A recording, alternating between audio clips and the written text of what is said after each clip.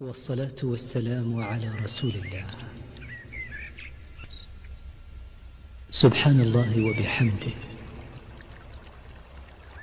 عدد خلقه ورضا نفسه وزنة عرشه ومداد كلماته.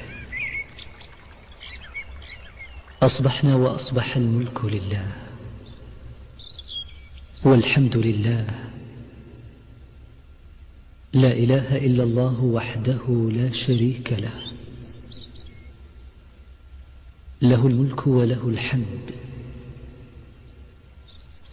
وهو على كل شيء قدير. رب نسألك خير ما في هذا اليوم وخير ما بعده، ونعوذ بك من شر ما في هذا اليوم وشر ما بعده. رب نعوذ بك من الكسل وسوء الكبر. رب نعوذ بك من عذاب في النار وعذاب. اللهم صل وسلم وبارك على سيدنا محمد وعلى آله وصحبه وسلم. ازيكم حبايب قلبي، عاملين ايه؟ يا رب تكونوا في صحة وفي احسن حال.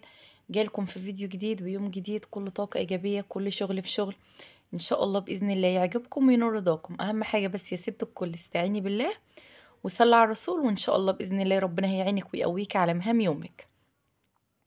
اللهم صل على النبي كده يا حبايب قلبي. الفيديو ده كده النهارده الجمعة، ربنا يا رب كده يجعلها جمعة مباركة عليكم متعطرة بذكر الرحمن. اللهم صل وسلم وبارك على سيدنا محمد وعلى آله وصحبه وسلم. أول حاجة كده حبيبة قلبي، انزلي صلي على النبي في الكومنتات عشان الفيديو بتاعنا كده يتملي بذكر النبي عليه أفضل الصلاة والسلام. أول حاجة عملتها قلت بقى كده اما أجيب كده الحلة بتاعتي أولع التسبيكة. طبعا أنا هعمل محشي يا حبايب قلبي، طبعا عرفتوا يعني من المقدمة بتاعة الفيديو. قلت أول حاجة هعملها بقى كده هولع على التسبيكة. عايزة أقولك خليكي كده ست ذكية وابتدي كل حاجة في وقتها. ازاي يا جيهان؟ يعني انا الحلة اللي جنبي دي يا بنات اللي فيها مية التانية دي حطها تسخن عشان خاطر انضف الفرخة بتاعتي. يعني لحد ما انا انضف الفرخة بتاعتي تكون التسبيكة بتاعتي خلصت. فاهمين قصدي؟ اكون انا نضفت الفرخة ونقعتها، تكون التسبيكة بتاعتي خلصت. ماشي. بعد ما انقع الفرخة مثلا اجيب الرز انقيه، اقطع الشبت، اشوف هعمل ايه، تكون الفرخة بتاعتي اتنقعت، اولع عليها اقعد احشي، تكون الفرخة بتاعتي متولع عليها، اخلص الحشو اكون انا بسقي المحشي ومولعه عليه. فاهمين قصدي ايه؟ عشان ما توقفيش نفسك. يعني انا عايزه اقول لكم انا دخلت المطبخ والله العظيم ما طلعت من المطبخ غير وانا مخلصه الاكل. كانت ايدي شغاله في كام حاجه، يعني ما كنتش بدي نفسي فرصه ان انا اقعد استنى الحاجه اللي بعدها تخلص. يعني دلوقتي حطيت الميه بتاعت الفرخه، وحطيت البصله بقى بشوحها كده، وحطيت فيها شويه كمون يا حبايب قلبي. التركايه دي حلوه قوي قوي، بتطعم البصله نفسها، بتخلي البصله نفسها متطعمه كده من التوابل بتاعتك. جربيها وان شاء الله هتعجبك. طبعا انا كنت فرمه بقى شفشق طماطم وحاطه فيه قرن شطه احمر، هنزل بيه دلوقتي. وبعد كده هفرم كمان ايه ربع شفشق طماطم كده وهنزل بيه برضو. إيه عشان خاطر لحد ما يعني انا دلوقتي هولع التسبيكه وهغطي، هجيب بقى الفرخه بتاعتي اللهم صل على النبي هنضفها يعني. بس مش هجيب معاكم وانا بنضف عشان مش هطول عليكم الفيديو. حطيت بقى شويه ملح، شويه كمون، كمون مشكل، شويه فلفل اسمر، وشويه كمون ساده. وهنقلب بقى كده التسبيكه وهغطي عليها واسيبها، واروح بقى ابل الفرخه بتاعتي وانضفها. طبعا انا مش هجيب معاكم تنظيف الفرخه، انا بس ايه كانت اختي وحبيبه قلبي كانت طالبه مني طلب، بتقولي بالله عليك انا ما بعرفش اقطع الفرخه، لما باجي اقطعها بتقولي بتتهري مني وبتتكسر، عايزاكي تقطعي قدامي فرخه. فالفرخه هي حبيبه قلبي تقطعها سهل خالص وبسيط. انت بتشيلي الجناح الاول كده، بتكسريه من المفصل بتاع الجناح، وبتشيلي منه الحتتين الزياده لان دي اكتر حاجه بتعمل زفاره في الفرخه يا قلب اختك. وبعد كده برجع اشيل الجناح التاني زي ما انتوا شايفين كده. وبعد كده بفتح البطن بتاعتي وبقسم كده البطن نصين، الورك والصدر، وبفصلهم عن بعض زي ما انتوا شايفين كده يا حبايب قلبي. زي ما انتوا شايفين كده يا حبايب قلبي بفصلهم كده عن بعض، وبطلع بقى الامعاء وكل حاجه جوه كده بطلعها بره خالص كده على جنب. والله انا ما كنتش عايزه اجيب معاكم الحته دي عشان خاطر بقى ناس كتير هتقرف وناس كتير هتعلق على الموضوع ده، بس هي طلبتها مني وحلفتني لان هي عروسه لسه جديده. فحاضر يا قلب اختك اهو زي ما انت شايفه كده يا حبيبه قلبي، فصلت بقى الوركين عن الجزء التاني اللي فوق اللي هو الصدر. وعايزه اقول لك ان المؤخره دي لازم طبعا تشيليها، لان دي اكتر حاجه بتعمل زفاره في الفرخ. همسك كده السكينه بتاعتي هشيلها زي ما انت شايفه كده، وبعد كده هفصل بقى الوركين، اخلي كل ورك لوحده. وهمسك بقى الزملكه اللي هي بتبقى ما بين اللحم والجلد، دي بتعمل زفاره رهيبه يا بنات، خلي بالكم من الحاجات دي. وبيبقى فيه كده حاجه كده زي الكبده كده جوه الورك، انا ما بحبهاش بصراحه، بحس ان هي بتزفر لي الورك خالص. دي انا بشيلها خالص، يعني الحتة البني اللي شبه الكبده دي انا بشيلها خالص كده من الورك، ما بحبهاش خالص في الورك. ببتدي بقى كده ان انا اشد الدملكه اللي هي ما بين اللحم وما بين الجلد، واطلعها خالص كده. وهمسك برضو كده الصدر، اطلع الزور الاول، وبعد كده هفصل الصدر بقى اتنين، وبعد كده هفصل كل يمه اتنين زي ما انتوا هتشوفوا كده. همسك بقى من فوق كده من عند القفص الصدر، اقسمه نصين، وهطلع كده الزور، وهفتح الزور كده فتحه من النص، واطلع منه اي حاجه من جوه، لان يبقى فيه حاجات مش كويسه جوه. تمام. وهمسك بقى الصدر افصله كده اتنين يا حبايب قلبي زي ما انتوا شايفين، وبعد كده همسك كل يمه افصلها اتنين زي ما انتم شايفين كده يا حبايب قلبي.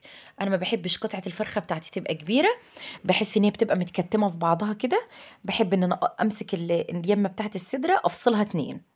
همسكها بقى دلوقتي بعد ما انضفها كويس جدا، هقسمها كده اتنين زي ما انتم شايفين. طبعا التقطيع بتاع الفراخ ده حريه شخصيه، على حسب ما انت عايزه تقطعي. عايزه تقطعي على اتنين، على تلاتة، على اربعة، على حسب ما انت عايزه. انا بقولك انا بعمل ايه، وانت بقى وراحتك يا حبيبه قلبي.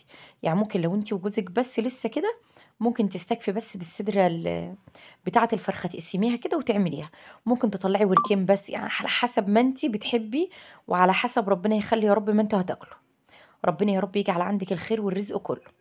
كانت اختي وحبيبه قلبي معلقه لي امبارح بتحالفني ان انا اعمل المحشي البتنجان معاها، لان بتقول لي انا على طول بعمل المحشي البتنجان بيجلد معايا، وتقريبا بتقول لي الرز مش بيستوي حاجه زي كده. ليه يا حبيبه قلبي؟ انا عمري ما عملت محشي البتنجان ولا الكوسه وجلد معايا، اللهم بارك بيطلع جميل جدا جدا جدا. يمكن في خطأ انت بتعمليه هو اللي بيعمل فيه كده. انا ما شاء الله والله يا بنات عامله المحشي بتاعي النهارده، والله كان عسل. يعني أنا دلوقتي بكلمكم طبعا احنا كنا اتغدينا وغسلت المواعين وكنا خلصنا يعني. انتوا عارفين احنا بنتغدى بدري يعني كل يوم. عايزه اقول لكم والله العظيم اللهم بارك كان تحفه تحفه تحفه. غسلت بقى الفراخ غسله حلوه كده، وجبت لها شويه دقيق وليمونه وهنقعها. احسن محلول تنقعي فيه الطيور بتاعتك هو الدقيق، اللهم بارك بيشيل الزفاره بتاعت الطيور بطريقه فظيعه. انا بقى عايزه اقول لكم اختكم شاطره وشطوره، ومسكت البتنجان والكوسه قورتهم، وطلعت بقى كده التقور بتاعهم في الصينيه اللي على الحوض دي. همسكه بقى دلوقتي هطلع كل دوت عند الفراخ فوق. انا صاحيه من بدري جدا يا بنات، يعني اكتر انجاز تعمليه في يومك ان انت تتكلي على الله كده وتصحي بدري. صدقيني والله العظيم اكبر انجاز بجد في يومك. مسكت بقى البتنجان والكوسه حطيتهم في الطبق الكبير ده، وغسلتهم، وهحط بقى فيهم ميه عشان مثلا لو في تراب رمل اي حاجه تنزل كده في الميه لغايه ما اجي احشي. كان معايا بقى كده شويه حاجات محتاجين ان هم يتغسلوا. الصينيه دي مكان مكان التقوير، والصينيه اللي مكان التنظيف بتاع الفرخه، والحله اللي انا كنت عامله فيها الميه بتاعه تنظيف الفرخه. انا عايزه اعمل الاكل واخلص المطبخ كده، ومش يبقى ورايا مواعين مبهدلاني. لان اكتر طاقه سلبيه وانت واقفه في المطبخ ان انت تبهدلي مواعين وتسيبيها كده حواليك.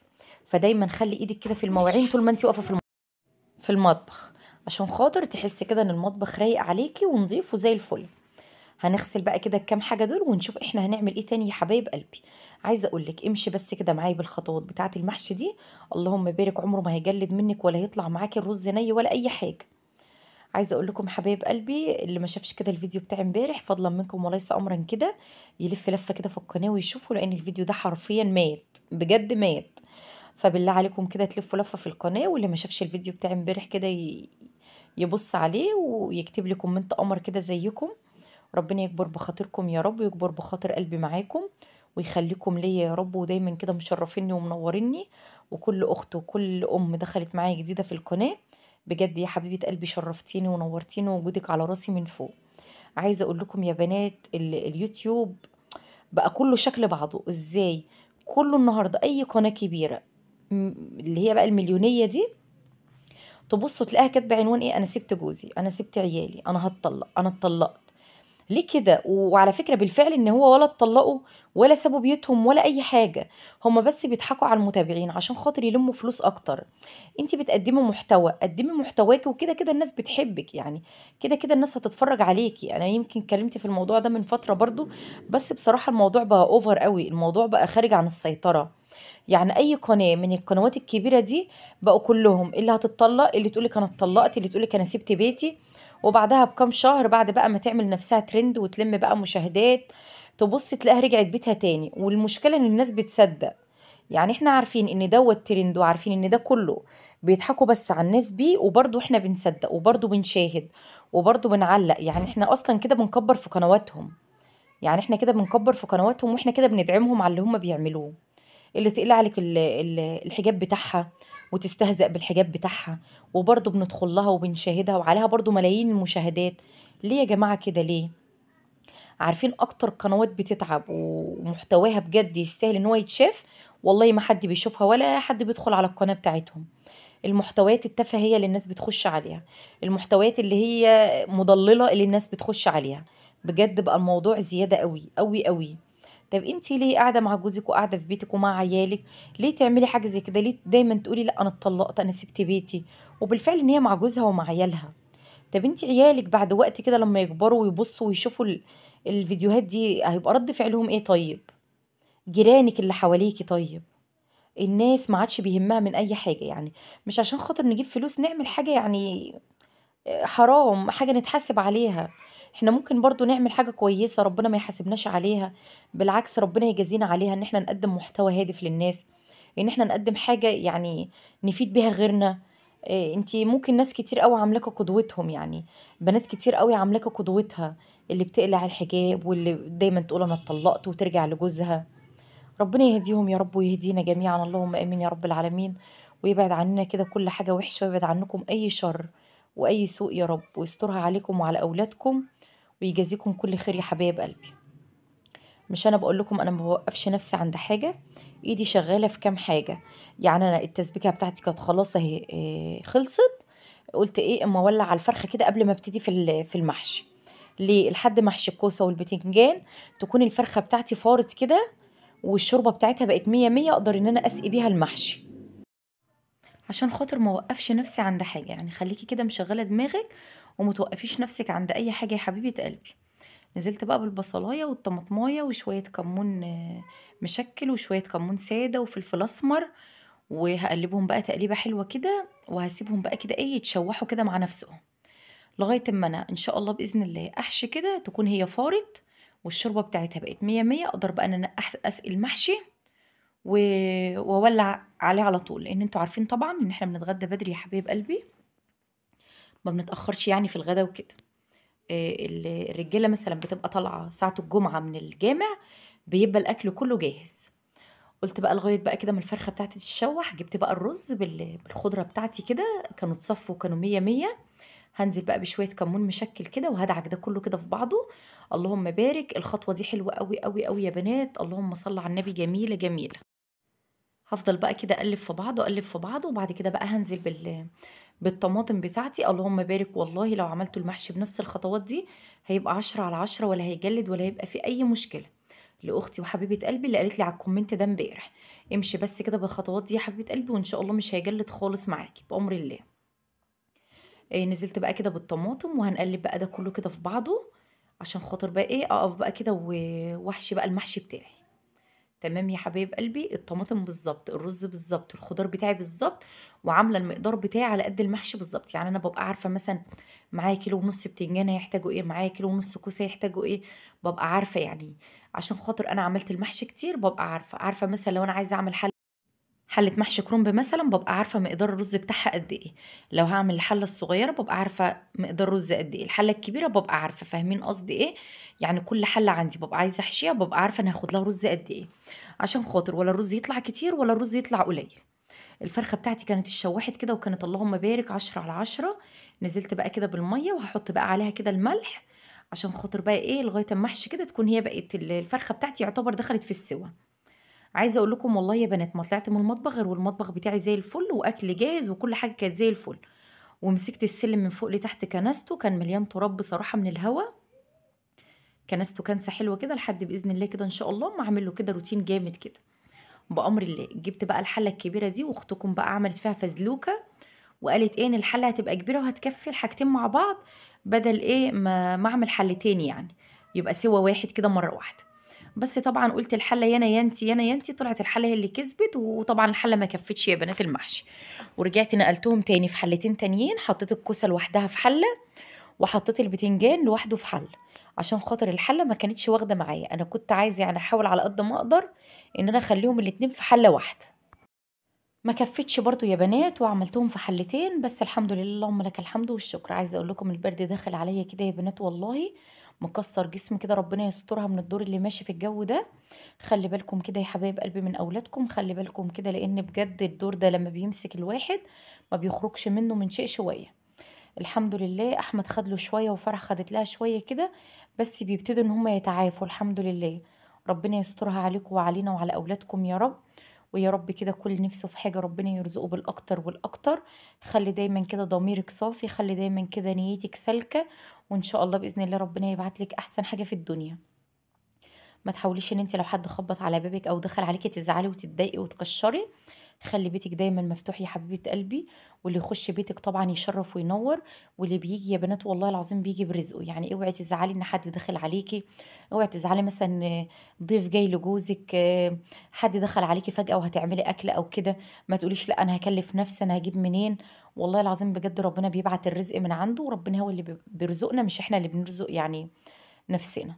فطول ما احنا بنقول يا رب ارزقنا يا رب، ان شاء الله باذن الله وقت ما حاجه تكون جايه لك هتلاقي ربنا باعت لك الحاجه يعني اللي تكفي وتوفي كمان. فاوعي تزعلي كده من حد يخبط على بابك، اوعي تزعلي كده ان حد يخش عليك. الوحده وحشه يا بنات والله، مفيش احسن من الموده، مفيش احسن ان الناس تود بعضها كده وتخش على بعضها. يبقى في موده ورحمه، يبقى في ابتسامه كده في وش البني ادم اللي هيدخل عليا او البني ادم اللي هتدخل عليا. بس طبعا ده كله بعيد عن تفاصيل حياتك، بعيد ان انت تدخلي حد في تفاصيل حياتك، تحكي لحد على حاجه تخصك، حاجه تخص جوزك. لا، اللي مثلا اللي هيجي في بيتك على دماغك من فوق من بره بره كده. فاهمه قصدي ايه؟ من غير ما تحكي تفاصيل، من غير ما تحكي اسرار بيتك لحد. دايما اصلا اسرار بيتك دي ما تحكيهاش لاي حد، ولا حتى والدتك ولا حتى اختك ولا حتى اي حد. بينك وبين نفسك وبين جوزك فقط لا غير. ولو اي حاجه مضايقاكي من جوزك تقولها له هو، مش تقوليها لاي حد تاني. اقعدي معاه واتكلمي معاه وقولي له انا متضايقه من كذا، انت عملت فيا كذا، احنا مش عايزين كذا، احنا عايزين نغير كذا.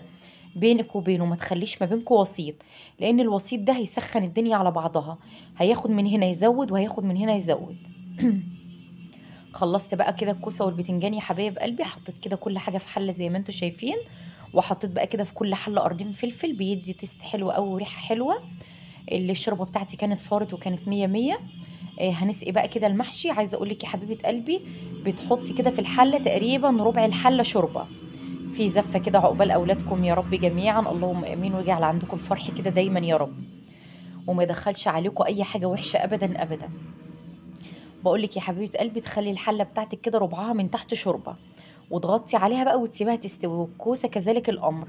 اللهم بارك يا بنات، الاكل كان طالع معايا حكايه والله العظيم حكايه. عايزه اقول لك بقى ان بعد ما المحشي بتاعي بيستوي انا مش بحطه في الفرن، ما بحبش بصراحه احط المحشي بتاعي في الفرن. بتعملي ايه يا جيهان؟ بحب يا بنات احمره في الزيت، بحط زيت كده في الطاسه وبحمر الكوسه والبتنجان كده في الزيت. اللهم بارك، هتشوفوه معايا كده في نهايه الفيديو، كان فظيع والله العظيم كان فظيع. بصوا بقى الشوربه فين، يعتبر كده في ربع الحله يا بنات. هغطي بقى الحله بتاعتي وهسيبها كده تستوي مع نفسها. كان في بقى حبه مواعين كده طلعوا بقى من الاكل. الحله طبعا اللي انا كنت عملت فيها فزلوكه وكنت بحشي فيها، والطبق بتاع الكوسه والبتنجان، والصينيه اللي كان فيها الخلطه، والحله بتاعه التسبيكه. طبعا الاكل بتاعي بيستوي على البوتاجاز، وانا بقى همسك المطبخ بتاعي اخليه زي الفل. غسلت حبه المواعين دول، وغسلت الرخام، وغسلت الحوض. وانا عارفه ان انا هرجع اغسل الرخام والحوض تاني بعد الغدا، بس احس بس ان انا واقفه كده مبسوطه ومرتاحه. هي دي مهام كل ست بيت، هي دي مهام كل ست بيت شاطره، ومش عايزه بيتها يتكركب، مش عايزه مطبخها يبقى حوالينها مدربك فوق دماغها. عايزه دايما الدنيا تبقى يعني كويسه، دايما تبقى الدنيا كده مرتاحه قدام عينيها.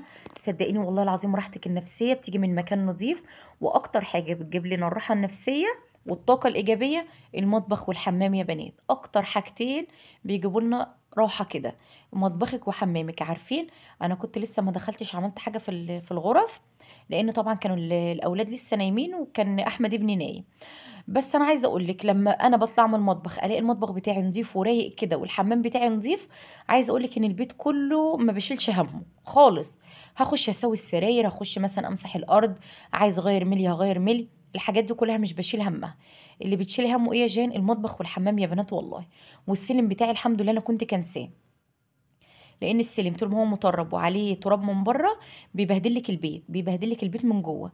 طول ما السلم بتاعِك كده نضيف ورايق يعتبر بتحسّي إن بيتِك نضيف. فحاجات بسيطة كده والله يا بنات بتساعدنا على نضافة بيتنا، بتساعدنا إن بيتنا دايمًا يبقى مرتب، بتساعدنا كمان على الراحة النفسية، إن أنتِ تبقي مرتاحة نفسيًا. أنتِ عارفة طول ما أنتِ مرتاحة نفسيًا هتروّقي وهتمسحي وهتغسلي وهتهدّي الدنيا وتبنيها. طول ما أنتِ الحاجة حوالينِك متبهدلة ومتدربكة ومش مرتاحة نفسيًا، مش هييجي لِك نِفس تعملي حاجة. فأنتِ ما تحاوليش إن أنتِ الحاجة تخرج منِّك كده ويعني تخرج من تحت إيدِك وما تقدريش تسيطري عليها، لأ. فكّري كده، يعني مثلًا أنا واقفة في المطبخ عارفين أنا غسلت مواعين كام مرّة وأنا باولّع الأكل؟ والله العظيم أكتر من كده كمان، بس أنا ما رضيتش يعني كل حاجة أجيبها معاكم بالتفصيل. أي حاجة معلقة كانت بتطلع معايا كنت باغسلها، كوباية شاي مثلًا جوزي شرب فيها شاي قبل ما ينزل غسلتها، أي حاجة حواليّا كده بتتبهدل باغسلها. نزلت تحت الحوض طلّعت التربو بتاع البصل والتوم، وجبت حتة قماشة كده وبحبة بريكس ومسحت تحت الحوض، وغسلت الرخامة وخلّيت تحت الحوض ده يا بنات زي الفل. جيت على الحتة اللي أنا حاطة فيها المنظفات برضه اللي هي برضه تحت الرخامة، طلّعت المنظفات كلها ومسكتها مسحتها بالفوطة وبالسلكة وخلّيتها زي الفل. رفعت كده الفرشة بتاعتي ومسحت حوالين الفرشة كده بتاعتي، ومسكت الرخامة التانية مسحتها وخلّيتها زي الفل. المهم إن أنا عايزة بعد الغدا ما يكونش ورايا غير حبة المواعين، وإن أنا أمسك البوتاجاز بس ألمّعه. عشان خاطر مثلًا لو هاقعد أرتاح شوية أقعد، لو هاقعد أسجّل الفيديو، لو هاعمل أي حاجة تانية، فاهمين قصدي إيه؟ الدنيا معايا بقت زي الفل والغدا بتاعي خلص كده يا حبايب قلبي، شوفوا لي بقى العظمة والجمال والحلاوة. والله العظيم الأكل يا بنات كان يستاهل بُقُّكم. أنا محمّرة الكوسة والبتنجان يا بنات والأكل طالع معايا طري وجميل جدًا، جدًا. اللهم بارك، جرّبوه بالخطوة دي وبأمر الله يعجبكم يا حبايب قلبي. يا رب الفيديو بتاعي يكون عجبكم، يكون نال رضاكم، ولو عجبكم اوعوا تنسوني باللايك الجميل من إيديكم الجميلة، وأسيبكم في رعاية الله يا حبايب قلبي، يالّا مع ألف سلامة، مع السلامة.